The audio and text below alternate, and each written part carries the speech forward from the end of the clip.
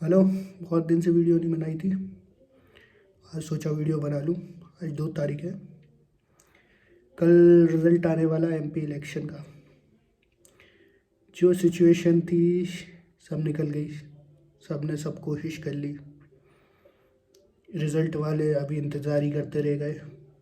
जांच की रिपोर्ट का इंतज़ार करने वाले भी रिपोर्ट का इंतज़ार करते रह गए। पेपर कैंसिल होने वाले भी इंतज़ार करते रह गए। सभी इंतज़ार करते रह गए। कल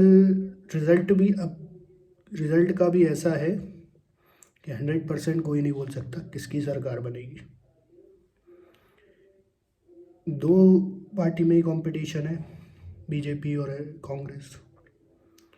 तो पॉसिबिलिटी दो ही है, या तो कांग्रेस जीतेगी या बीजेपी, क्योंकि टक्कर की अगर रही तो बीजेपी की सरकार बनेगी। आपको पता है क्यों?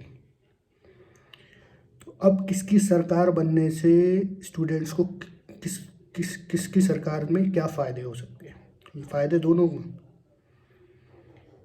मान लीजिए बीजेपी की सरकार बन जाती है फिर से। अब माना तो ये जा रहा है कि शिवराज मामा अब सीएम नहीं बनेंगे, लेकिन उनके सीएम नहीं बनने से बहुत नुकसान हो जाएगा स्टूडेंट्स का। क्योंकि नीचे की पूरी पार्टी तो पूरे नेता वो सब तो सेम ही रहेंगे, पॉलिसी पूरी सेम रहेगी, लेकिन शिवराज सिंह चौहान नहीं रहेंगे तो स्टूडेंट्स को काफ़ी नुकसान हो जाएगा। अब फ़ायदा क्या होगा अगर बीजेपी की सरकार आती है? तो बीजेपी की सरकार आती है तो जो लोग पटवारी में सेलेक्ट हुए थे, मैं अपने आप को सेलेक्टेड में गिनता तो हूँ, लेकिन मुझे कोई फ़र्क नहीं पड़ता उससे, क्योंकि मैं जॉइनिंग नहीं लेने वाला हूँ। मेरे 80 to 90% चांसेस है मैं जॉइनिंग नहीं लूँगा, तो मुझे कोई फ़र्क नहीं पड़ता उस एग्ज़ाम से। तो अगर बीजेपी की सरकार बनती है तो पटवारी में जो सेलेक्टेड हुए थे उनकी जॉइनिंग के चांसेस काफ़ी बढ़ जाते हैं। काफ़ी चांसेस बढ़ जाते हैं जॉइनिंग के, अराउंड 50% पहुँच जाते हैं। अगर जांच में कोई पकड़ा जाता है, तो सभी को फ़ायदा है। सभी को फ़ायदा है जांच में अगर पकड़ा जाता है। जो कि पकड़ा नहीं जाएगा, कुछ लोगों को पकड़ के उनका रिज़ल्ट रोक दिया जाएगा, बाकियों को जॉइनिंग दे दी जाएगी। अगर ऐसा होता है फिर कोई रैली वैली कुछ करने से कुछ नहीं होगा। कितने ही लोग सड़क पर जाए, कुछ नहीं होने वाला। एक बार बीजेपी की सरकार आ गई तो कोई कुछ नहीं कर पाएगा। जॉइनिंग मिल जाएगी, 50% चांसेस है। 50% चांसेस ये है कि गड़बड़ी ज़्यादा है, वो तो दिख रही है ज़्यादा है, उसे देखते हुए पेपर कैंसिल करवा दिया जाएगा। और जैसा कि मैंने पहले भी कहा था कि अगले 2 साल 2024 में तो नहीं होना है एग्ज़ाम, क्योंकि लोकसभा चुनाव आ जाएंगे, तो फिर पेपर हो नहीं पाएगा। उस सब नेता लोग उसमें लग जाएंगे तो पेपर नहीं हो पाएगा कभी, आचार संहिता लग जाएगी। तो 2024 में तो पेपर होने से रहा, 2025 में शायद हो जाए। वैसे तो मुश्किल है, अब 4 साल 3 साल 4 साल बाद ही होगा ये काम। तो बीजेपी की सरकार आने से 50% चांसेस है ज्वाइनिंग के। अब रिज़ल्ट का क्या होगा?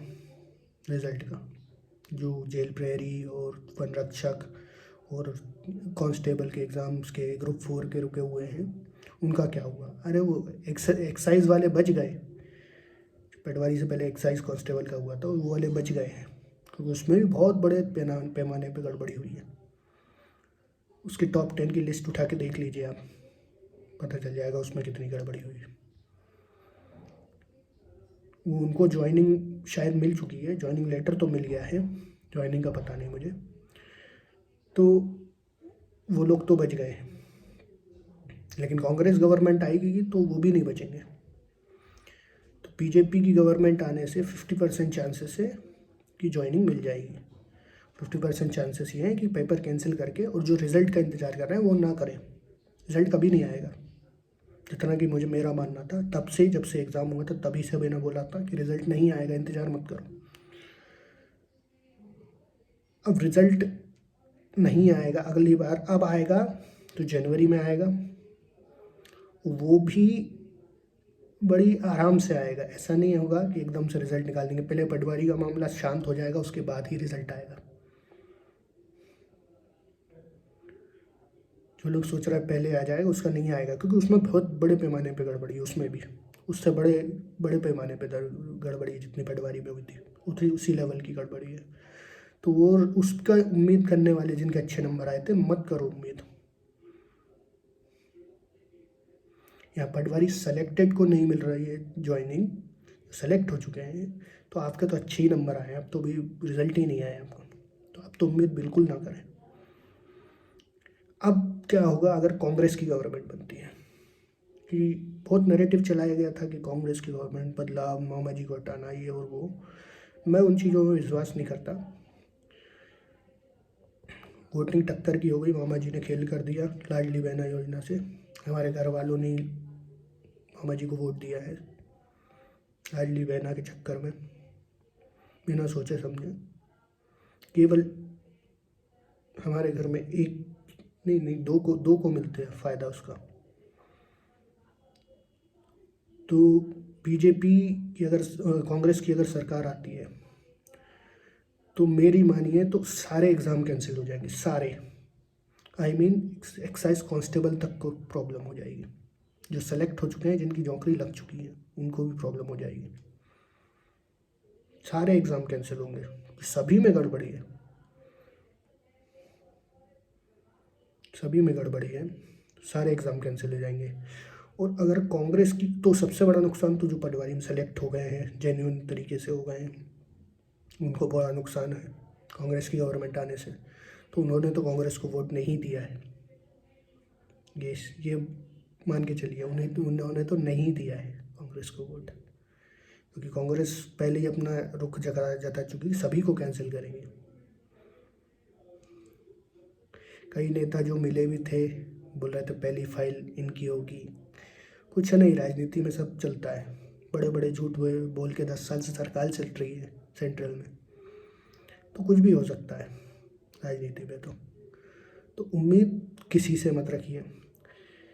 अगर कांग्रेस की गवर्नमेंट आती है, सारे एग्ज़ाम कैंसिल होते हैं, तब भी ज्वाइनिंग तो एग्ज़ाम तो नहीं होगा 2024 में, जो उम्मीद लगा के बैठे। जब तक एग्ज़ाम होगा तब तक ज़्यादातर की एज निकल चुकी होगी, हमारी निकल चुकी होगी। मुझे तो खैर उतना फ़र्क नहीं पड़ता, लेकिन कई लोग हैं जिनकी 6 महीने 1 साल ही बची थी एज, उनको सबसे ज़्यादा नुकसान हो गया। और बाकी लोगों को कोई फ़र्क नहीं पड़ता है, जो सेलेक्ट नहीं हुए हैं, जिनके कम नंबर आए हैं, जो कैंसिल करवाने के चक्कर में, उनको थोड़ी ना समझ में आएगा कि एज निकलना क्या होता है। वो यंग है अभी, उनको नहीं समझ में आएगा कि एज निकल जाती है तो फिर क्या। 6-8 साल से मेहनत कर रहा है, बड़ी मुश्किल से सिलेक्शन हुआ था, अब एज निकल जाएगी अगर यहाँ सिलेक्शन, अब उनके पास चॉइस नहीं है, चांस ही नहीं है। अब वो लोग उतरेंगे सड़कों पे, जब सेलेक्टेड पटवारी उतरे थे तब किसी ने साथ नहीं दिया था, कोई नॉन सेलेक्टेड इतने आए नहीं थे, कई लोग आए थे। अब जब वो एज रिलैक्सेशन के लिए लड़ेंगे, कोरोना में एज रिलैक्सेशन के लिए लड़े थे, तब कोई नहीं आया था उनके साथ। अभी भी लड़ेंगे तो भी कोई नहीं आएगा, क्योंकि 2 साल तो मुश्किल है अब एग्ज़ाम हो। 1 साल तो ये भर्ती में ही निकल ही चुका है, 1 साल तो निकल ही चुका है। कई लोगों ने कई एग्ज़ाम भी दे दिए, उनका रिजल्ट ही नहीं आएगा। और इस वीडियो के कमेंट सेक्शन में, पिछली वीडियो के कमेंट सेक्शन में काफ़ी कमेंट आए। कल एक वीडियो बनाऊंगा जिसमें रिज़ल्ट के साथ साथ मैं डिस्कस करूंगा जो कमेंट किए थे। कुछ लोग बेवकूफ़ों की तरह कमेंट करते हैं, उन सब का जवाब दूंगा। मेरी कहीं एक भी बात गलत हो तो बताइए। मैं डाटा पे काम करता हूँ, डाटा से मतलब है मुझे, इमोशन इतना बीच में नहीं आता।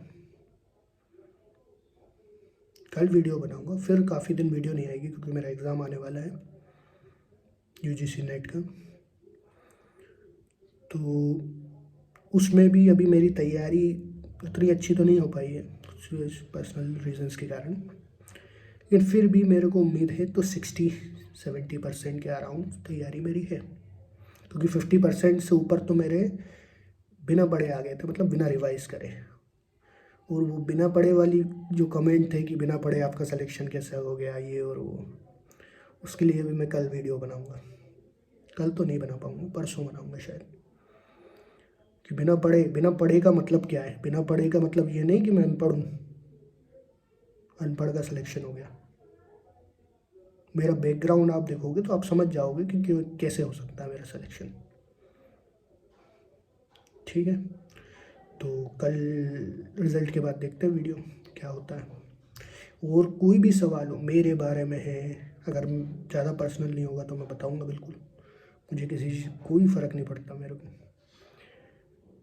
कोई भी सवाल हो भर्ती को लेके, रिज़ल्ट को लेके, कुछ भी तरह का सवाल हो, आपके बीच मन में डाउट हो सरकार को लेके, क्योंकि पॉलिटिक्स में मेरा इंटरेस्ट है, क्योंकि मेरा सब्जेक्ट है सोशोलॉजी, तो सोसाइटी में काफ़ी इंटरेस्ट है मेरा।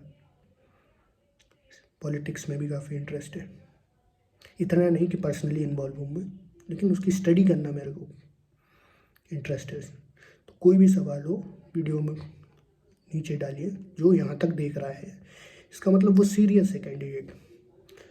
कुछ लोग तो शुरू में ही देख के और स्किप कर देते हैं, कोई इतना सीरियसली सुनता नहीं है, किसी के पास नहीं है 10 मिनट, ठीक है, अच्छी बात सुनने का टाइम। ठीक है, कल मिलते हैं, बाय।